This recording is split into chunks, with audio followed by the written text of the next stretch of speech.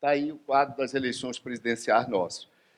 PSDB em azul, PT em vermelho e as terceiras forças, o agregado das terceiras forças, ou seja, todos os outros candidatos, a votação de todos os outros, menos desses dois. Está ali. 2002, terceira força ultrapassa PSDB, o agregado dela. 2018, dispara a terceira força, obviamente, nesses 66%, Jair Bolsonaro tem, lembrando, 46%, e nós estamos trabalhando aí com votos válidos. Por acaso, e isso é mera coincidência, o mesmo percentual que Luiz Inácio Lula da Silva teve no primeiro turno de 2002, que foi a nossa eleição crítica anterior. 2002 foi a eleição crítica, típica, anterior, que o Brasil e que a nossa sequência de eleições presidenciais registrou. Só lembrando, o Serra conseguiu ir para o segundo turno, mas ficou 5 pontos apenas à frente do Garotinho. E eu participei daquelas eleições, eu era consultor de estratégia e coordenador das pesquisas da campanha do Serra. Há 10 dias da eleição, o Garotinho já havia ultrapassado o Serra em 3 regiões metropolitanas. Então, por pouco, muito pouco, não se dá a exclusão do PSDB do segundo turno também naquela eleição. E agora o PT declina, mas mantém a guarda do campo da esquerda. Graças ao impeachment, o PT, que tinha sofrido uma derrota contundente nas eleições municipais, vocês devem lembrar que o PT declinou em número de prefeituras 60%, e nas grandes cidades, que têm mais de 200 mil eleitores, são 92 municípios, o declínio do PT foi de 95%. Ele tinha 17 prefeitos eleitos em 2012 e elegeu apenas um em 2016.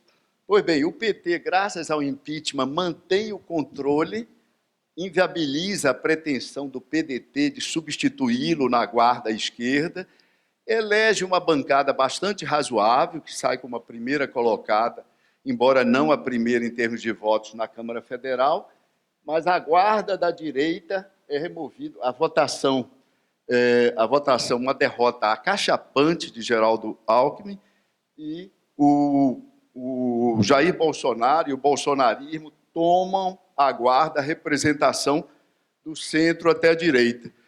Uma representação que havia começado, não é apenas em 1994. O primeiro sinal de que o PSDB ia representar o centro-direita já havia se dado em 1989, quando os candidatos da direita, o malufismo, e o candidato do PFL, o partido do centro-direita que tinha ajudado a fazer a transição democrática, são ultrapassados por um newcomer, pelo Fernando Collor, tá certo?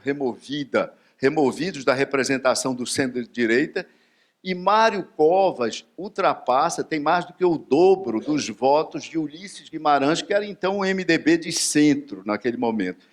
Aquela eleição, o PSDB faz o início do seu deslocamento para o centro-direita, ele que havia nascido como partido de centro-esquerda, mas com o discurso famoso de posicionamento chamado de choque de capitalismo do Mário Covas, ele começa a fazer o deslocamento para o centro-direita, e com o plano cruzado ele vai pegar o bastão de representação desse campo. Nunca mais o PFL apresentaria candidatos presidenciais, o malufismo já seria afastado do jogo presidencial também, e o PSDB se tornaria o comandante, o elemento da guarda desse campo político até esse ano de 2018. Vou acabar. O momento em que dava para a gente saber que Aécio e que Alckmin, que o PSDB estava afastado, há determinados momentos, infelizmente, fica bem mais fácil fazer ciência política no momento que ela se confunde com história, ou seja, ver de trás para frente. Isso aqui é uma das manchetes do Estadão, do dia 13 de março de 2016. Está aí. Essa era a base de centro-direita, a nova base de centro-direita que se manifestava no impeachment de Dilma e que já então alijava o PSDB, sobretudo suas principais lideranças, nesse momento.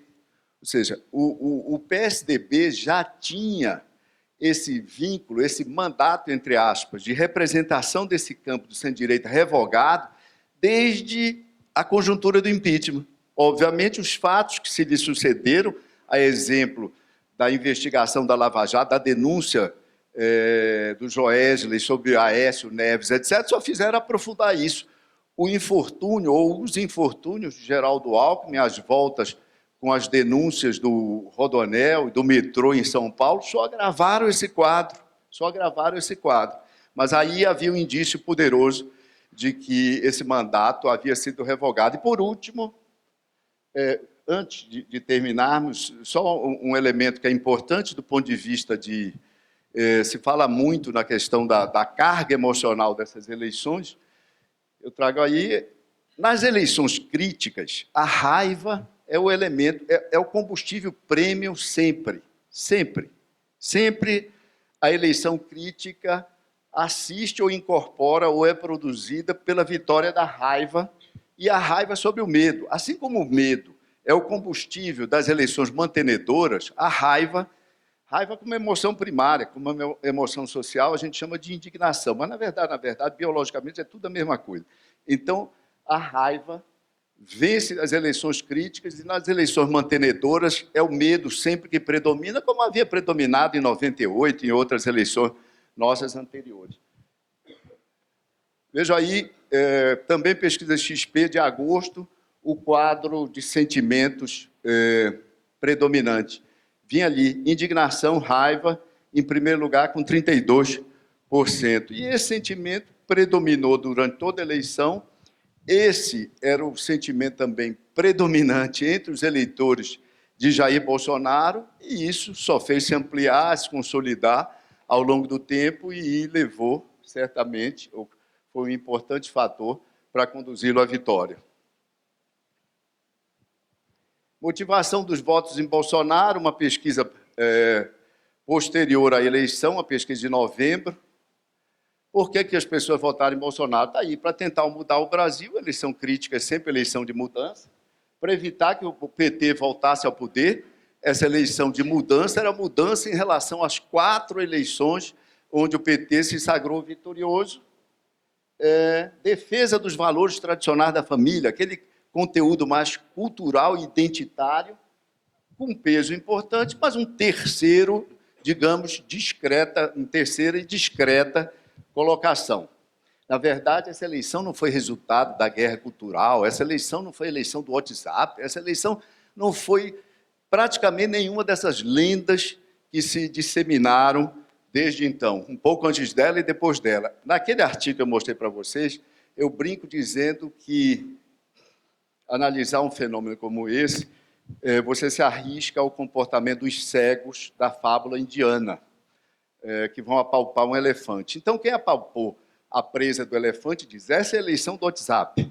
Quem apalpou o rabo diz, essa eleição, a partir de agora, dinheiro não é mais importante, porque sem dinheiro você ganha eleição. Quem apalpou a lateral do elefante diz, acabou a televisão. Televisão não tem mais a menor importância nos pleitos. Quem apalpa a orelha diz assim, acabou a importância de coligação e eleição majoritária. E isso é apenas um apanhado, uma coletânea de tolices ditas porque não se considera a especificidade de uma eleição crítica. Daí que a definição da categoria se faz super importante.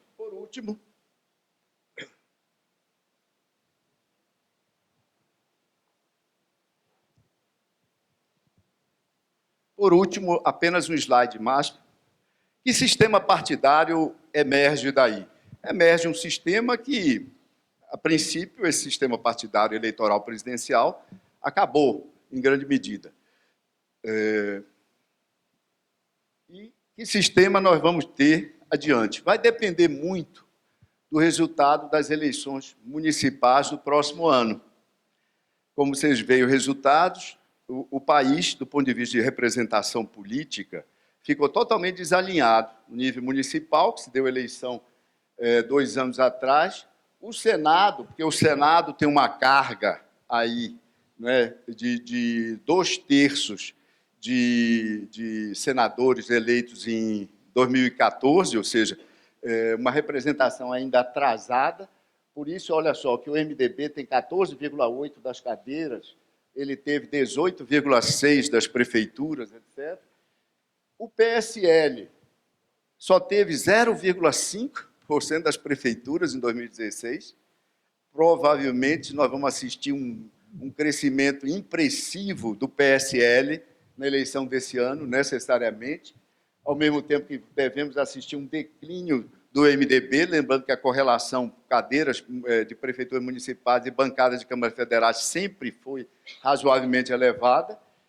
PSDB vai sofrer também um declínio, muito provavelmente, tá certo? Vai ficar algo parecido ao que é hoje em termos de presença na Câmara Federal, no Senado, e também do ponto de vista de preferência partidária. O PT, vejam só, o PT tinha 4,6% das prefeituras, teve 4,6%, e, ao que tudo indica, deverá crescer na eleição do ano que vem.